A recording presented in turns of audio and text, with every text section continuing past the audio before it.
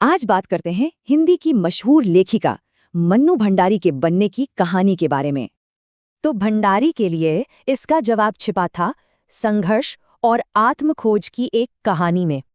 और ये कहानी शुरू होती है उनके पिता से, जो उनकी जिंदगी का एक बहुत ही अहम हिस्सा थे। एक जमाने में वो जाने माने समाज सुधारक थे, पर आर्थिक तंगी ने उन्हें गुस्सैल और शक्की बना दिया था। वो एक तरफ तो नहीं सोच रखते थे, पर दूसरी तरफ पुरानी पितृसत्तात्मक सोच में जकड़े हुए थे। उन्होंने ही मन्नू को घर पर होने वाली राजनीतिक बहसों को सुनने के लिए प्रोत्साहित किया, और ये कमतर होने का एहसास उनके साथ, कह सकते हैं, पूरी जिंदगी रहा।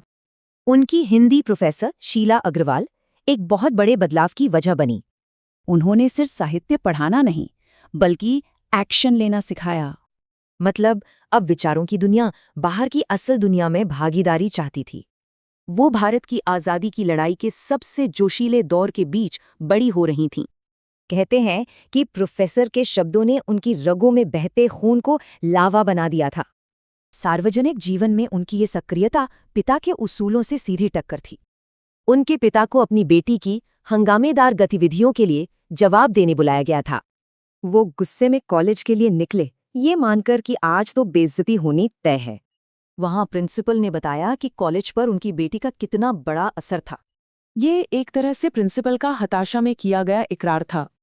जिस बेइज्जती का उन्हें डर था, उसकी जगह उस सामाजिक प्रतिष्ठा ने ले ली जिसकी उन्हें चाह थी। एक रूढ़िवादी दोस्त ने पिता से उनकी लड़कों के साथ हुड़दंग मचाने की शिकायत कर दी। वो तो बस मन्नू का घर से निकलना हमेशा के लिए बंद करने वाले थे। तभी एक बहुत सम्मानित डॉक्टर दोस्त आए और उन्होंने मन्नू के भाषण की खूब तारीफ की। यहाँ उनका अंदरूनी द्वंद्व साफ था। अपनी बेटी को खास बनाने की उनकी चाहत जीत गई, तो संघर्ष और जीत के यही अनुभव उनके लिखने का कच्चा माल, यानी रॉ मटेरियल बने। उनकी जिंदगी ही वो सच्ची भावना बनी जो उनके लेखन की पहचान है।